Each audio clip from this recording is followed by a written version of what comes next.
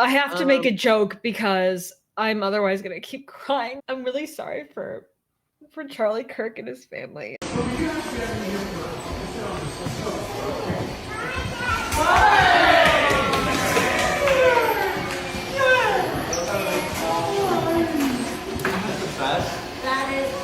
Modern leftism cannot survive scrutiny. That's why they have to kill the people who have open conversations. And how are we going to engage in public discourse and like help people have more moderated views and even develop more moderated views ourselves? Like, how are we going to get access? Like, if we're wrong, we want to know that we're right. And we're not going to be able to learn, what other people's views are and moderate our own views if we're incorrect, if we can't safely talk. One of the other top voted posts I saw on Reddit recently that I thought was pretty telling was a "Are we the baddies?" post in reflection of all of the progressive posts that they've seen recently. Would you like to know more? Hello, Simone. It is a bummer to be here with you today, given the topic of today's conversation, which is the Charlie Kirk assassination. And we're going to be discussing this from a few angles. The first, or obviously an overwhelming part of this for us, because we had, a documentarian here yesterday when this happened, and she brought this up with us, and I think it is very clear from our lives that this is important, is we are right-wing media figures. People send us death threats regularly. Well, there are also much bigger questions, which is, what does this mean about free speech and American democracy? And will this trigger more violence? Like, is this just going to build momentum? Well, I mean, he went out there, and what he was doing the day he was shot was saying, anyone, whatever your political beliefs, come up and let's have a debate.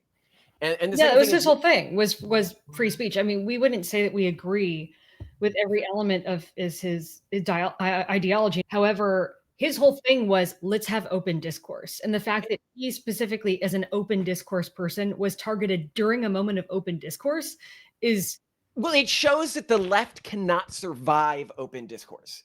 And it existentially, if you are promoting open discourse, or you are out there in a moment of open discourse, it must end you.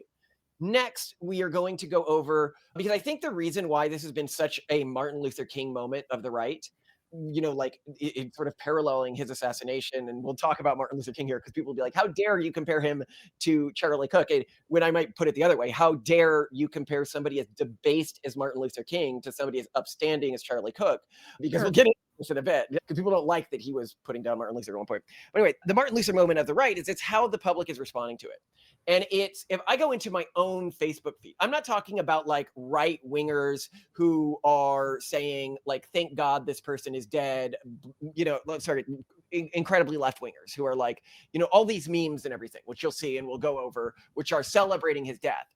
It's not like a few crazy people. This is half of my Facebook feed is how has the left really gone this crazy? And the other, let's say, third of it is lefties celebrating his death. Are you serious? The Stanford Graduate School of Business thread that I'm in of my classmates, right? Somebody tried to be like, it's sad that this guy died. And then another person was like, no, really, it isn't. Look, lefties die due to political violence sometimes too. And here's naughty things this guy said. This is where we are in the centers of power. And the reason I bring up the Stanford MBA thread is because these are the people who are in the upper middle management of a lot of major companies and who are setting the policies where you are not allowed to think freely in these companies, where they are regulating what you can say and do. And they, even in this elite sort of should know better level, are incapable of empathy.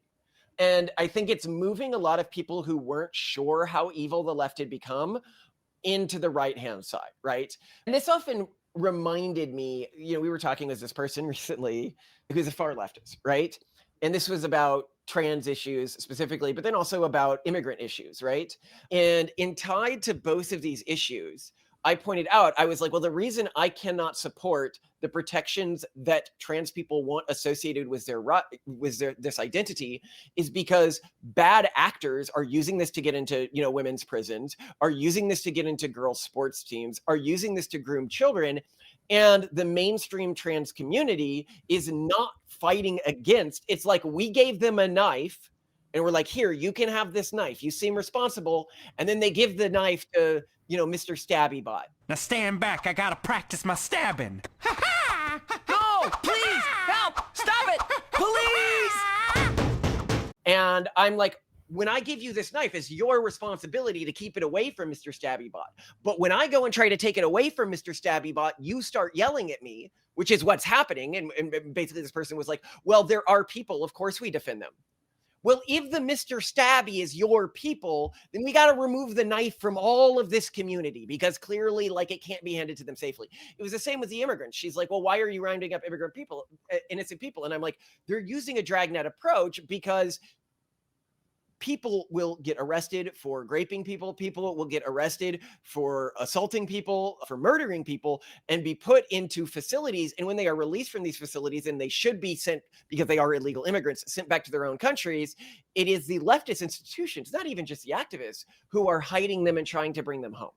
Right. And so then other people get caught up in this dragnet approach, but it is because your attempts to save these other people who are clearly bad actors.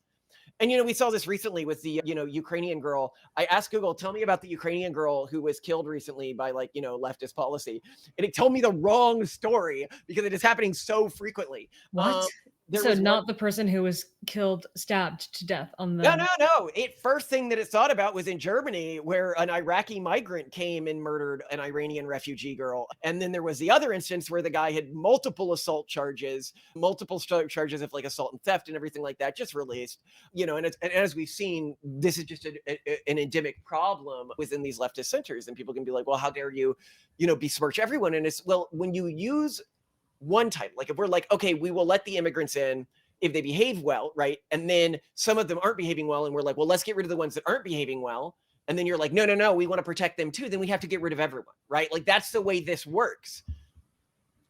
And the final thing I want to go into is the things that leftists are saying about him, right? The quotes that they're using to try to make you say, like you said, I disagree with him. I don't think you actually would disagree with him if you did a deeper investigation in the things that he was saying and the things that he was doing. Because he's actually sort of like a perfect ally to the new right, more broadly. And, in that he's the type of person that might have religious leanings against gay marriage, but he's but obviously we can't win elections on that. And so I agree with the mainstream party not promoting that. And that's a good ally. So I'm being I'm not going to be a spoiler, right, when it prevents us from winning elections.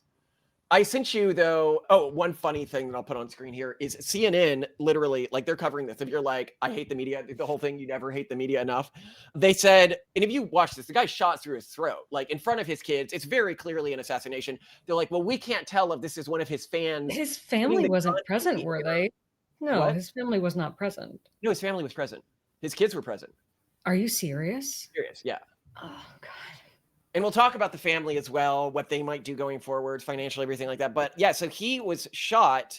So he's shot. And CNN says, we can't tell if this wasn't one of his fans who was shooting a gun in celebration in the audience. We don't know if this was the supporter shooting their gun off in celebration, or so we have no idea. But that makes me so angry, because they've found the discarded firearm and it has both trans and anti-fascist slogans on it. I note here that this had leaked from law enforcement, and then it was withdrawn from the newspapers that reported it. It was on the bullet casings. But the fact that it was withdrawn really doesn't mean anything, because it leaked from law enforcement, and of course they would want it withdrawn. The moment this happened, and I told the person who was interviewing us yesterday, because this was a trans person. This was obviously a trans person. You had a recent episode on trans people just can't stop murdering, right? And we see this more broadly. Trans community believes that if you do not agree with them on everything, that is tantamount to murdering them or trying to extinguish them or genocide. So they have a psychological license to do whatever they want. I'm going to read the quote I brought up. By the way, do you have anything you want to say before we go further here? No. Sorry, it's so sad. All right. And people can be like, why are you so against this when with the Luigi Mangione thing, you guys don't have the same reaction? And it's because this was a person who was killed, who actively was making a decision to kill people every single day.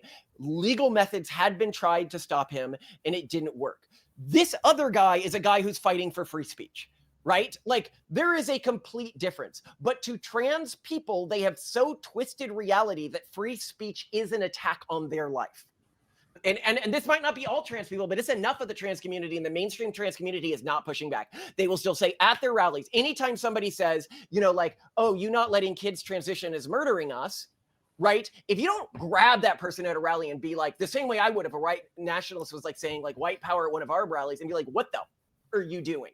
Like, you know, when puberty blockers were banned in the UK, the unaliving rate among the trans community did not go up. You know that's a lie. Yeah, I think that's a really important point, though, is that, I mean, as inclusive as the new right seems to be, we do not endorse bad actors or people who we believe are acting in bad faith or who endorse right. violence. And then the left will be like, oh, why don't you go against this white nationalist or this homophobe? And then it's like, I look into them and I'm like, the guy is a Mormon. He's not a homophobe, okay? Or they're like, why don't you go against this person who said that he said that Mexicans have a higher fertility rate within this context, like definitionally. Like now, right now, by the way, people aren't saying that on the right anymore because it's not true anymore, right? Like Mexicans have a lower fertility rate than the white population. Recently, Mexico went below the United States in terms of fertility rates. But anyway, here's what JD Vance said about the guy. A while ago, probably in 2017, I appeared on Tucker Carlson's Fox show to talk about God knows what. Afterwards, a name I barely knew sent me a DM on Twitter and told me I did a great job. It was Charlie Kirk. And that moment of kindness began a friendship that lasted until today.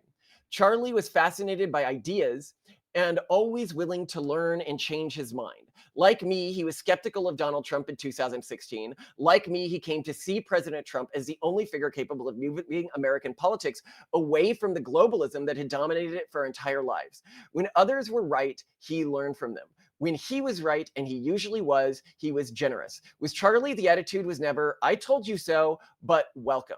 Charlie was one of the first people I called when I thought about running for Senate in early 2021.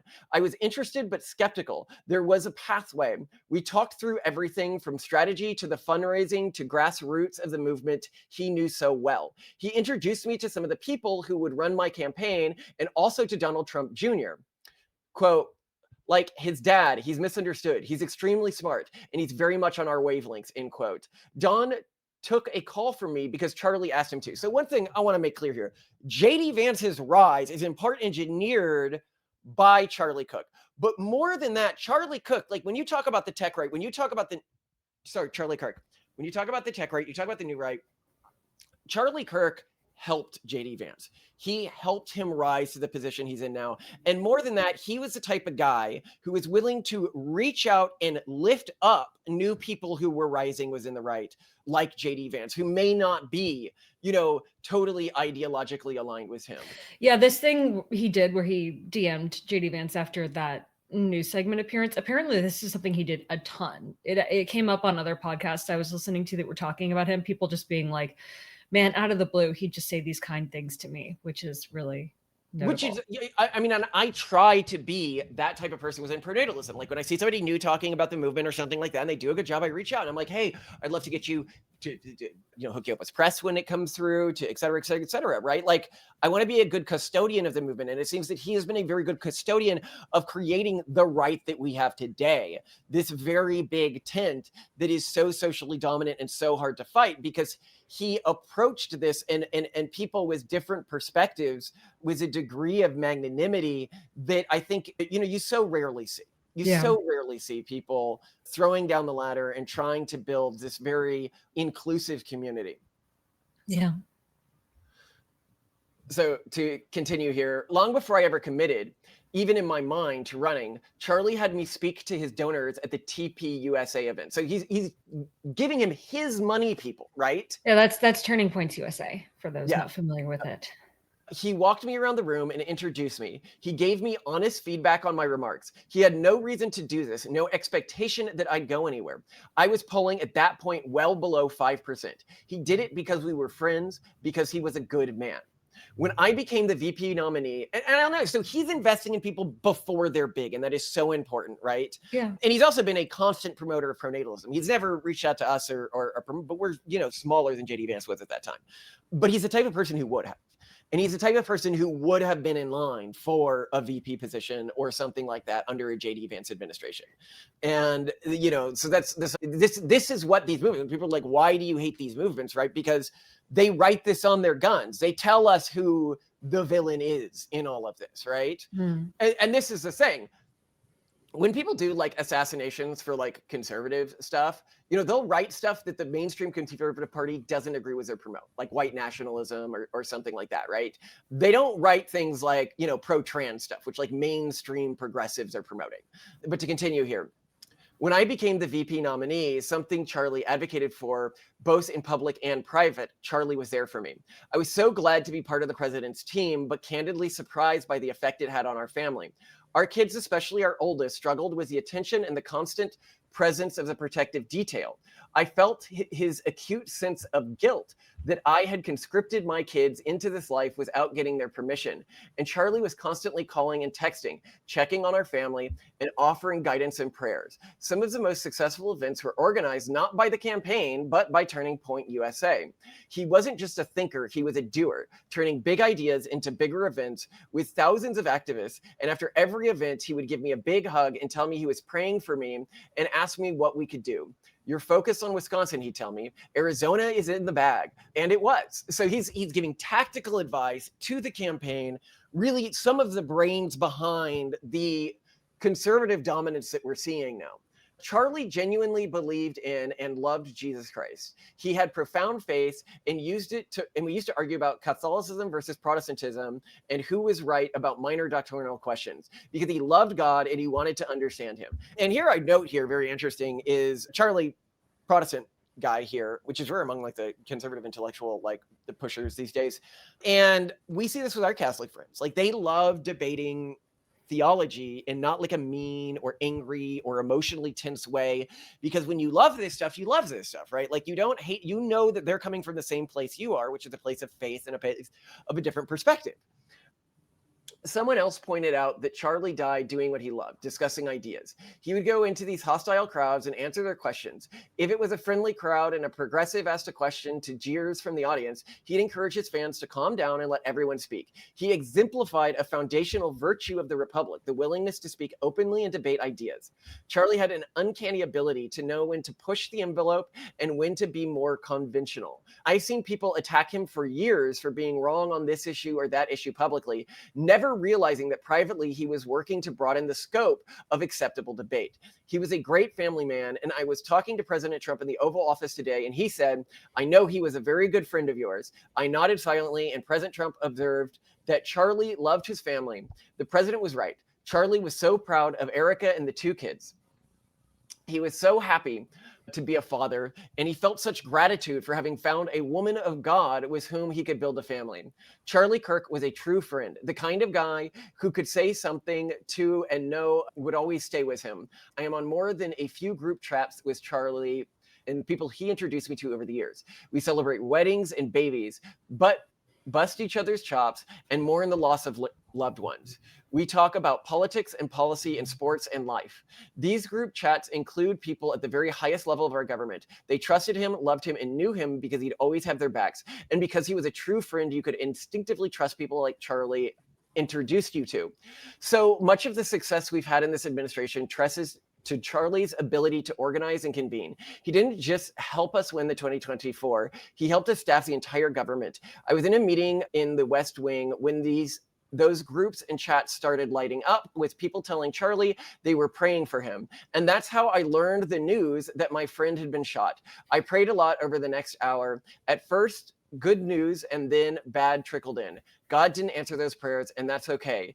And he has other plans. And now Charlie is in heaven, and I'd ask him to talk to the big man directly on our behalf and our family and his friends and the country he loves so dearly. You ran a good race, my friend. We've got it from here.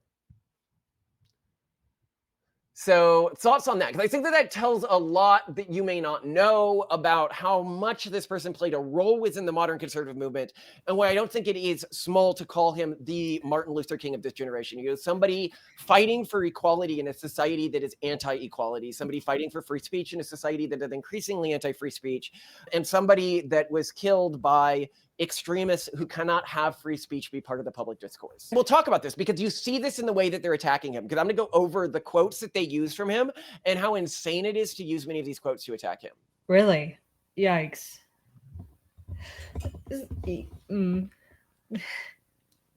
Not much I can say without crying too much. which is not the best for podcast material. Yeah. But yeah, I mean, it's very clear he had a very profound impact, and you can see this. What's really interesting is that it's profoundly impactful within the new right, and you're not really, aside from those who are like relishing his demise on the left, you're not really hearing about it elsewhere. By the way, if you're asking about what percent of leftists would say that it is acceptable to murder Elon Musk or Donald Trump, Yeah. people who are very obviously like not killing people Well, every day, like the legitimate. Donald but Trump the who percent, experienced 2 assassination attempts during his no, but the percent of leftists who say it's okay to do, Uh-huh. 55.2% for Trump. Over Yeah. half of leftists think it's okay to try to assassinate Trump, Yeah. and 46.6% was Elon. Well, something that we covered in the What's Life Going to Be Like in a Post-Demographic Collapse World episode is that we're just going to see an increasing breakdown of social order, and outside of sort of the techno-feudal communities that crop up, that are both, comprised of very privileged people and people of very humble backgrounds. It's going to be all sorts of things. I think there's going to be a lot of civility and order within them, but in the broader world, we're just going to see a breakdown of order and civility and empathy, and we're going to see a rise in this political violence. And the documentarian who was here, who was interviewing us yesterday, when she told me this and was like, what do you think? Does this surprise you? I mean, sadly, I wasn't surprised at all. It's exactly what we would expect to hear in terms of news. And that's really disturbing to me. And I think that we're only going to see more of it. And that makes me really sad, because I'm also seeing within the same new right space, this is having a chilling effect. As much as people are like, he died doing what he loves, he did a great job, he was a great man, people are really going to be thinking, I mean, they were already thinking twice. Now they're going to be thinking 3 times about going out and speaking in public. As an example of this, Ben Shapiro recently canceled all of his upcoming college visits. One podcast I was listening to, some conservative commentators were talking about how they did a public event outside at one point, and one of their wives was like, really? You're going to do this outside? Like, clear lines of sight? Like, are you really... Yeah, well, and we just went, and it makes it hard for rightists to cross the aisle, right? Like, we just got back from going to a university to talk at a gender studies class with like a trans individual, right? Like, so we are crossing the aisle, we are trying to be genial, and we were genial throughout the entire thing. But now we know that puts us at risk. We can't and that's with students. That's really disturbing, to use political violence. It's political violence in general, I don't think is the answer, but to use it specifically in the context of free speech and discourse to cause the little dialogue that there was to break down further. Well, and I mean, if you look at the way the left is, like, for example, I just want to like dive into like lies leftists, or the way that they're lying about him. One of the things is they'll be like, oh, it should be okay to do this because when Pelosi was attacked, right, he said we should post bail and tried to get his fans to post bail for the attacker, right? Okay, so this is true. What they didn't go into is why he wanted to post bail for the attacker. He wanted to use the bail conditionally to be able to interview the attacker to figure out what the motivations behind the attack were. Are you referring to the person who attacked Nancy Pelosi's husband? Yeah. Okay. Out of a belief that this was being covered up, and there was a lot of reason to believe it was being covered up, right? He wanted to get more information. He wanted a freer public discourse is why he was doing this, right? So to continue here, critics of the shooting, one quote that they've been using a lot. I think it's worth it to have a cost of, unfortunately, some gun deaths every single year so that we can have the Second Amendment, right? And in this particular context here, why would a conservative say that? No conservative believes that guns never lead to deaths, right? Like that's an insane thing to suggest that a conservative would believe. Yeah, we were told yesterday, they were like, well, but what do you think about, the fact that if you have a gun in the home, the chance that your kid dies from a gun death, like skyrocket. I mean, obviously, like there are going to be people who don't handle guns responsibly in their homes, who leave loaded guns in bedside table drawers. And this is how you end up with cases like that 6-year-old who shot his first grade teacher. But to say that, I don't know, to put it that way just seems so ridiculous to me. Right. Well, I mean, it is obviously ridiculous if you understand what the Second Amendment is for. The Second Amendment is to prevent tyranny. And tyranny, in terms of the number of deaths it will cause, because you're always weighing one of two evils, right? Having guns and the deaths that guns cause is an absolute negative thing, right? Having a government that can act on you without any fear of repercussion is unfortunately worse in terms of the number of deaths that often follow gun bans, right? Or at least historically speaking, to any foreign assailant that attempts to occupy your territory, it's a lot harder to occupy a place where the citizens are armed.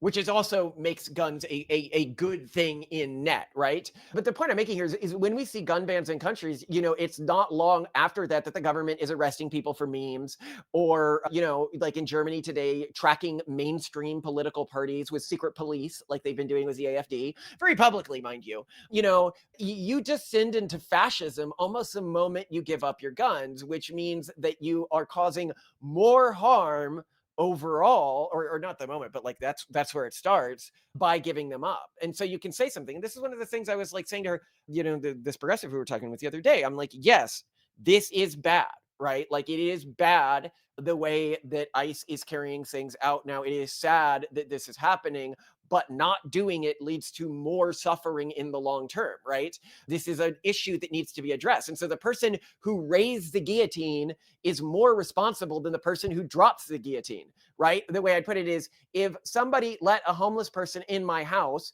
who was obviously going to be like a major problem, and I need to forcibly restrain that person and throw them out of my house eventually, and then they're like, oh my God, you psycho, like what a mean thing to do when you forcibly restrain that homeless guy and threw him out of the house. You're responsible for this violence. And I'm like, no, the person responsible for that secondary action was the person who caused that inevitability by letting the homeless guy into my house, right? Like, when they knew that this person was a bad actor, right? And the evidence that they had access to said that this person was a bad actor, right?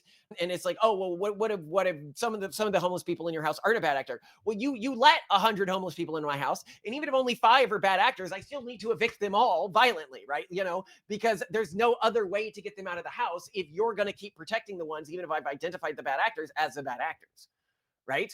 And this is the situation that we're in. This has been caused by the left with that, or with the gun things. If fascists didn't exist, like the left didn't exist, we wouldn't need to own guns. It is their very ideology that makes this necessary, right? If there weren't communist insurgents within the United States who would do things like this, we wouldn't need guns. We have guns in our house because people threaten to kill us all the time, right? Okay. Next, he goes, I can't stand the word empathy. Actually, I think empathy is a made-up New Age term that does a lot of damage. In the full context of the episode, Kirk was critiquing empathy as a buzzword weaponized by the left to enforce ideological conformity, like pressuring people to affirm identities or to excuse rioting understand their pain.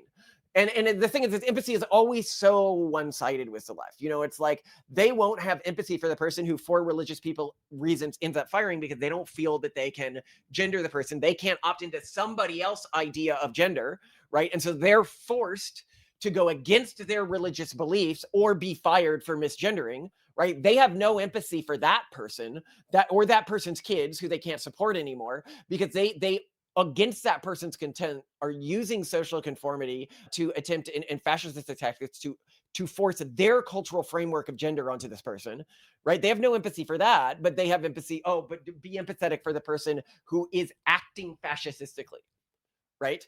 They say have empathy for the people who are rioting, for the people who are killing people on the streets. Have empathy for them, but not the people they're killing. And this is what he's referring to here, and it's a completely reasonable statement. Here he goes, MLK was awful. He was not a good person. The Civil Rights Act was a huge mistake. He didn't say the Civil Rights Act, but that's who he's referring to. So why would he say that, right? Well, right here, he was debating the 1964 Civil Rights Act scope, claiming it had overreached into private business freedoms, forcing integration in ways that stifled merit-based hiring, not denying racial equality. He criticized MLK's personal life, for example, his very well documented and frequent affairs. This is a family man and a Christian. Of course, he's going to have problems, with somebody who professes, a Christianity that mirrored his own, but was a frequent adulterer. But he also praised him.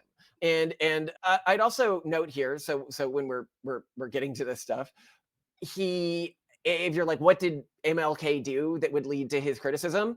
So obviously there's extensive FBI documentation of MLK, and in the files, it was shown that he had sex with numerous women, including clergy colleagues' wives and other associates. And I note here that we can know that this isn't like just like alleged. We know these are real and frequent affairs because the FBI attempted to use these affairs to blackmail him. They couldn't have blackmailed him with something that he didn't do. So we know that they believed that these were real and he believed that these were real. I'd also note here, he's also plagiarized in the 1980s and 1990s. He plagiarized significant portions of his doctoral dissertation at Boston University and some of his speeches. For example, about a third of his dissertation on theology was lifted from other scholars without any attribution. Boston University reviewed it in 1991 and upheld his degree, but acknowledged the plagiarism. So we shouldn't have even been called Dr. King, but he went around with this title. Wait, what years did you misread the years? Because you said 1980s and 1990s. That's when it was found. Oh, okay. Yeah. And obviously, if you want to see about his ties to communists and promoting a communist agenda, you can watch our interview with Curtis Yarvin. Yeah. All right. But okay, so what does this mean for open discourse? Do you think it's really going to have a chilling effect? I mean a bunch of people reached out to us after this happened. Everybody's and we're like, you guys are okay, guys, don't go out anymore. Well, I think that this actually makes me a lot bolder because it affirms that we were right and we've been right about what we've been saying about these communities. People are like, do you want to walk back what you've said about, the trans community? And yet I see on trans Twitter, everyone is excited about this, right? Like happy. Like I see this on their subreddits. Those are the upvoted posts. Right, like celebrating this guy's death, right? And I'm not saying that though. On Twitter, there's someone who's like hounding us, insisting that we're spreading lies about trans people being disproportionately represented as shooters. That's a factual truth. They're somehow using Grok to say it's not true, though. It's very easy to do the math. Yeah, well, you look at the size of the trans community and the number of trans shooters. It's easy to do the math. You can watch our episode on this. You have to, and it's not like by a small number. I know, I'm just saying, like, people are also specifically coming after us and viewing us as people who spread both lies and hate on this front. Like, we are targets of people who support the trans community because they believe that we are lying. Well, the entire trans community, you need to like separate yourself from reality to continue to be a part of it at this point, right? Like, and I think many people who are just like got into it in the early days, they don't identify with the community anymore either, right? Like, I'm not saying this about trans people, I'm saying this about the trans community, right? They have normalized lying. And the article that we went over on this that did a great job of exposing it was in The Atlantic, a leftist publication, which is, you can look up the episode. We said the left is turning on the trans community in the episode, and we go over a lot of the studies and stuff like this. And yeah, it's not mainstream anymore. People are realizing that it is become a cover for sex pests to abuse people, right? And that because the community, when we're like, hey, let's deal with this sex pest problem, and the community's like, no, don't take away their privileges. And I'm like, no, I just want to take away the privileges from the sex pests. And they're like, no, that's what we were fighting for. Those are the rights that we were fighting for. So I'm like, just to make sure that Malcolm's point is clear, I want to emphasize that we are aware of the fact that most people who identify as non-binary or trans are a part of the larger extended cinematic universe of transness are reasonable people who just want to live a gender non-conforming life in some way. And that's fine. What we find really frustrating is that actually in two separate instances this week with people who are either adjacent to the community through like really close partnerships or who themselves are part of the community and non-binary have talked about the groups that are abusing the privileges that have been afforded to the trans community and using them to hurt other people and been like, well, obviously I'm on their side. And that's what really gets us. I mean, what we sometimes get criticized for is like, how can you go to NatalCon if also one year this one very well documented white nationalist was there? And I mean, the reason why there have been people that we don't really agree with at those places is for open discourse, not because we endorse their ideas. We're not there to defend their right to which we never have, except the point you're making, I think is a good point, is the mainstream like organizations, like you see this at the big funded organizations, are protecting these individuals. Yeah, well, but also like without, what disturbs me is a complete lack of sanity checking or like sanity testing of like well, and they keep saying these people are doing the wrong thing. I mean, like obviously we support them, and it's causing a huge mismatch for the women who are being raped and stuff like that as a result of this. You know, yeah, but they like they just kind of dismiss that as lies. It's just lies, not true lies, and there's just a complete lack of willingness to accept that. I mean, it would be I wouldn't if they engaged with people that were a little on the extreme end of their movement, the same way that the alt-right does, which is, okay, we'll welcome you into our space for debate, but we won't platform your idea. We're not going to go out of our way to protect your specific agenda. But that's not what seems to be happening with a lot of far left movements. It is, no, we're not here to let you in to have you engage in open discourse. We're just going to unquestionably protect your rights to do whatever it is that you want to do. Yeah. And we're going to look the other way when you do bad things, or we're going to make sure that you're not punished if you are being you're suspected of hurting society.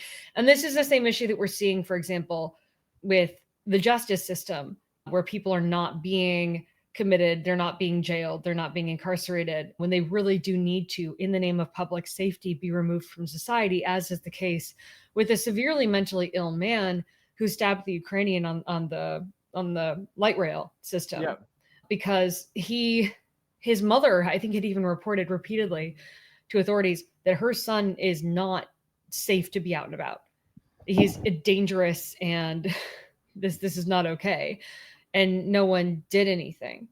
So there's this really big issue of an unwillingness to even have suspicion of people. They protest when ICE comes to like a prison. They protest when ICE, like you cannot, you have to stop.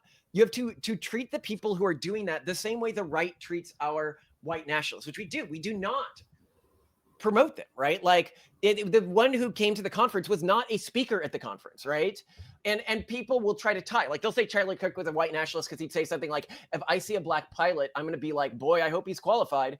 And this is in the context of the extreme affirmative action that was being done in the flight training that has been documented. If you watch our episode on America's Chernobyl is going to happen eventually, we see the instance in which they had created a test for like being in the flight towers to try to get more blacks hired. And they had as the right answer on the test things like, I didn't like science at school and I'm not good at following directions, right? Like this is a huge problem, right? Like this is a valid concern when these things are being implemented.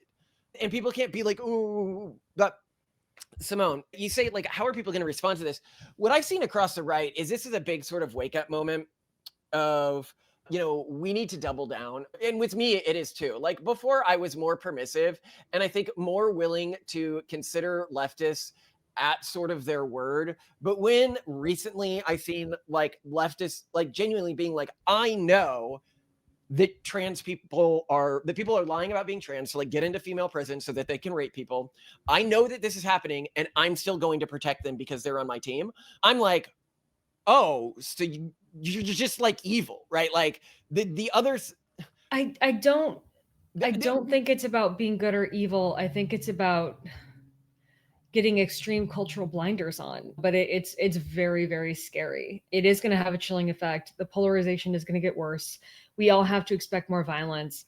And I hope that as fewer people who are engaged in public discourse do so in public without security, like obviously now public discourse is going to be more costly, less open, you know, more limited in audience and size and accessibility. I hope that we still find ways to make it happen that allow people to cross the aisle a little and actually engage with each other's ideas, because this is so scary. So yeah, I mean, we already know, I guess, you know, in terms of the implications for American democracy, which someone who followed our channel asked us about, like, well, what does this mean for that?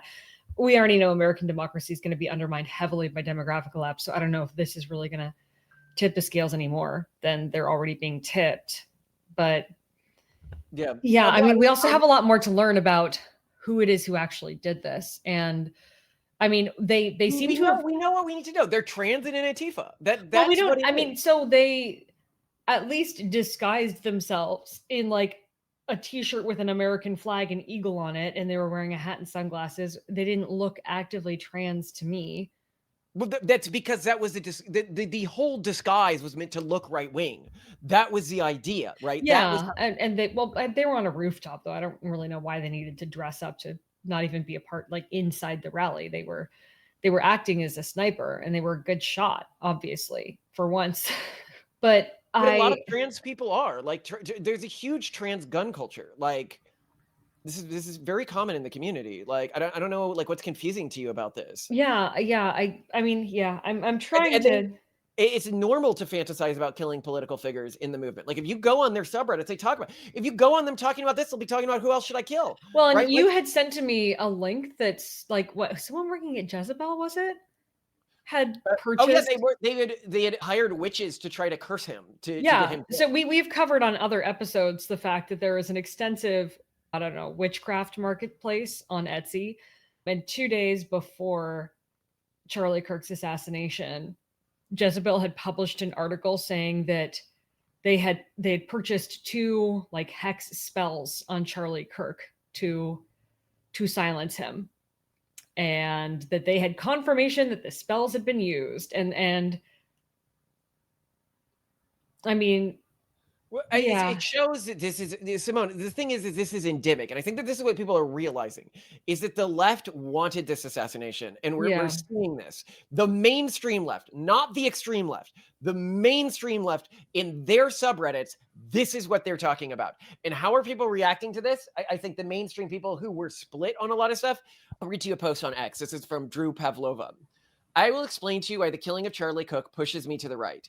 He had the exact same views as my Trump-supporting parents who I love. He had the exact same views as half my extended family, just regular boomer conservatism. And thousands of leftists celebrated him being shot in the neck and bleeding out in front of his 3-year-old daughter. If they want that for Charlie Kirk, they want that for my parents and other loved ones. And I won't stand for it, because I'm not a suicidal, spiteful mutant with hatred for my own family, my own parents, my own civilization. I love the people who raised me, and I'm loyal to them, and I won't ally myself with people who want to murder them just because they have old-fashioned values that were completely common throughout 99% of modern history. A love of faith, family, church, and nation. And I'd also point out how much racism, and I'm just saying, like, plain racism. One of the people we were talking to yesterday was like, I am ashamed of being white, right? Like, I am so disgusted with this ethnic group. If a black person said I was ashamed of being black, you'd say you have internalized racism. If a white person says I'm ashamed of being white, they have internalized racism, which is racism. It is just being a racist bigot. And there really is nothing else to it. If you can't see that you're a racist because you view racial groups differently, then I don't know where you are. It's like, I'm not a racist. And I'm like, well, what are all these things you say about Jews? And they go, well, you're allowed to say those things about Jews, right? Like, that's what the Nazis did. That's what the woke say. This is dark, but if those 2 Etsy witches come out about the fact that they're the ones who release those hexes, they're going to make so much freaking money. I have to make a joke because I'm otherwise going to keep crying when I think about the fact that his kids witnessed that. But with all of this being the case, by the way, he's probably going to be okay. He had saved up like $9 million. His wife works in real estate, so she had the job, and she also. It's not going to bring him back, though. But I'm like very worried about his kids. Okay, I can't bring him back, but I have an existential fear of like, oh my god, like if we die, what happens to our kids? Like, we don't have. Yeah, we don't have that set up for them. So the point I'm making here is, more broadly, I think what I've taken away from this, and even like Simone and I were talking about this today, we're just going to be a lot more tough with like the people we're working with on this front. Assume a lot less goodwill for people who are in the cult. It just sucks because we have had this policy of being so open. Like, literally, like, anyone who wants to reach out to us, come to our house. Let's hang out. Like, we don't care if you're famous or not famous. Come over for dinner. And this is And how now the I guy feel who like wrote this like undercover piece got us, because like we just accept yeah, invitations. you didn't even need to make Malcolm's referring to Hope Not Hate. That this guy actually like faked a passport and everything. He could have just told us he was with Hope Not Hate. We would have met him for dinner. And now we're gonna be like really weird and cagey about meeting with strangers if we don't have backgrounds on them. And how are we going to engage in public discourse and like help people have more moderated views and even develop more moderated views ourselves? Like, how are we going to get access? Like, if we're wrong, we want to know that we're right, and we're not going to be able to learn, what other people's views are and moderate our own views if we're incorrect if we can't safely talk. But with it them. always was going to come to this. Modern leftism cannot survive scrutiny. That's why they have to kill the people who have open conversations, right? Like that's the end of it. The open conversation is what was not allowed. Well, I'm really sorry for Charlie Kirk and his family, and I wish them all the best. And yeah, I just And that's what we are fighting for. That's what I love it when we were talking to this documentary team and they were like, well, what do you think about your views being used to like support fascism? I'm like, our views are used to fight fascism because the Dems are the fascist power. And we're constantly seeing this. The power that wants to shut down free speech is the fascist side. Right? Like I mentioned after it, I was like, every time I hear about, leftists being like, and the felon Trump, that's always like, and the felon Nelson Mandela, you're just reminding me that your side is using Banana Republic tactics to silence their enemies, right? It's obscene. It's obscene where this has gone. So quickly too, right? Like it's just been completely masked off. And I have to say, I feel a bit of like, I want to say to all the people who realized this about the left before we did, like, I am sorry it took us so long to realize. Yeah, it really took us until COVID to like realize how bad they were. I mean, I think it has just gotten so logarithmically worse. Maybe I'm wrong, because I think a lot of people, most people on the left, I think, and this is like just from talking with them, don't realize what the radical, like terminally online left is doing and saying. They just, because this is what you and I had done. We just had assumed that left meant broadly libertarian, let people be who they want to be and live the lives they want to live, because it used to be that was what it was in the 90s, when the right was all about, we're going to use laws to impose our values on you and make you live a certain way. The left was that bastion of plurality and libertarianism, and that shifted. Hatred and racism. And I think there are still a lot of people on the left who didn't get the memo, who are like, listen, I'm non-binary, or I, want to have a homestead and I just want to live my life. Like, leave me alone. Let me do my thing. Like, I want to have bodily autonomy. I want to marry a woman, like whatever. Right. But it's not that. And so I also just, I don't want to say that we think that everyone on the left is crazy, because I think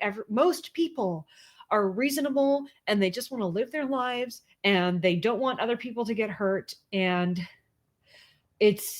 I don't think so. I think that you show too much, like here you're trying to be like, for example, when we were talking in this gender studies class, this trans them, non-binary. Yeah.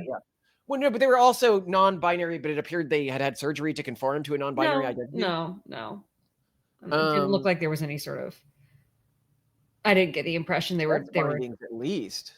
Yeah, sure. But like, also I'm pretty flat-chested too. I don't think you have to do a whole lot to like look androgynous if you want to. I'd be very surprised if no hormones. But anyway, and this person, like, they're like, totally not understanding. They were the group of women that hosted a conference, and they were like, we don't want trans women at this conference. They just wanted to host a conference for them. And no, it was specifically a women's only music festival where they had a very strict policy that only natal females were permitted. Across the street, there were a bunch of trans women who were protesting the event, and at least once during this concert, they like marched through the event in protest. And what I'm saying here, binary member who was like, well, I mean, probably I wouldn't even technically be allowed because I'm non-binary.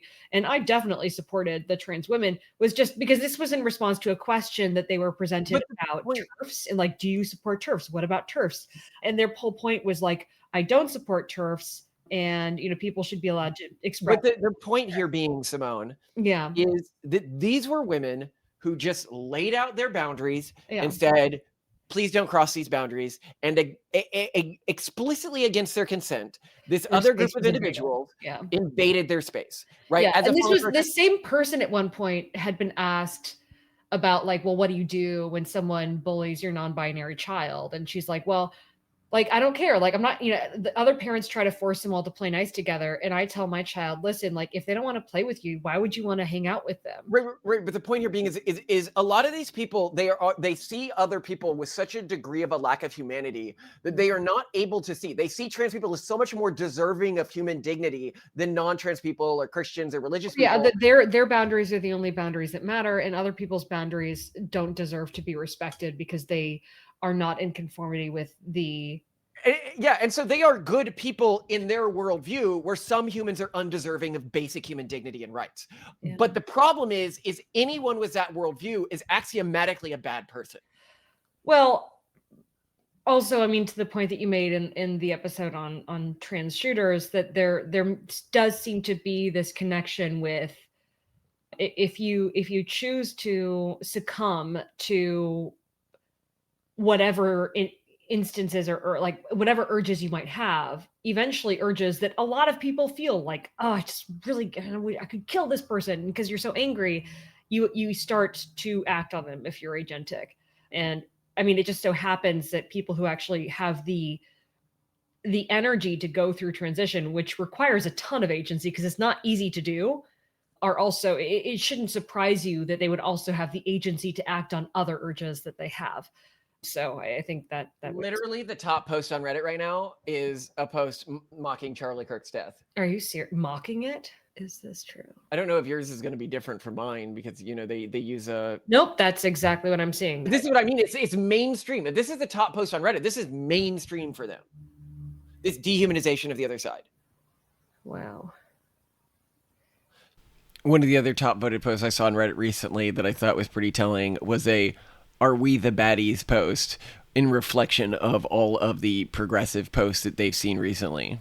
You didn't see us like doing an episode cheering when those Democratic politicians were like assassinated, right? You didn't see us being like, oh no, I'm not shedding any tears for their families. You didn't see us like, you didn't see that on the right. Well, what they're going to say is, well, what about your fact that you defended the assassination of... I've literally said that guy was killing people every day. His decisions were killing people every day, and multiple times legal implications had been tried to solve this. People had tried to solve this the legal way. They had tried to stop his mass murder spree, and it was not working because of his wealth and power and connections with lawmakers. And people who follow this podcast, multiple people have pointed out to me that after his assassination, actually, United Healthcare suddenly changed a bunch of its policies. People's lives were saved. Likely, yeah, people said for their own child, a drug that they were going to have, one of our followers, that they were going to have to take their kid off of, that put their kid's life at risk. That was scheduled to be taken off with United Healthcare, and they stopped it. Literally, fans of the show have had their child's lives saved by that event. Yeah. That's totally different. But to a trans individual, it's not, because to a trans individual, saying that, not everyone needs to see the world the way you do is an eradication of them, is genocide of their community. I'm sorry, guys, for losing composure on an episode, and that we had a bummer episode, and that this happened. And oh my God. Okay, so this is one of the next top posts. EU Parliament denies a minute of silence to remember Charlie Kirk, and they all stand up like shouting or something. I mean, again, what do you expect? What do you expect? Yeah. These are the people who run the EU now. This is what happens when you let go of your guns. Anyway. Love you to death, Simone. Don't lie. Yeah. I mean, you know what's happening with this stuff, and you've got to, like, if you want to get the message out there, if you want to get people, and this is one of the things that we just regularly have to deal with. I mean, this is something that we're having to deal with right now.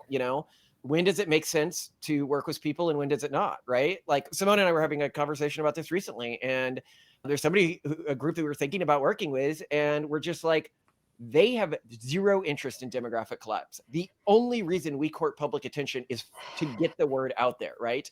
If they're not going to do that, like, we're not interested in fame for its own sake. If they're not going to do that, then we have no reason to interact with it, right? Anyway, all right. Guess I'm gonna go. I don't know. Let's do something else productive, so I don't just spend the rest of the day crying. Bye. I love you too. Titan, what are you doing? I'm just finding out the numbers back in this book. Whoa, whoa, whoa. Are you a puzzle master? Yeah, I am. Can you do any puzzle in the world? Yeah. Is it because you're super smart? Yeah, because I am super smart. Hey, Mommy. What about you two nerds? Are either of you smart? Hey, Daddy. When I move to walk the boosters this way, then this slides out. Octavian, are you smart? Hey, Daddy. When I move to walk this way, hey. When I move to walk the boosters this way, and then this slides out. Oh, whoa.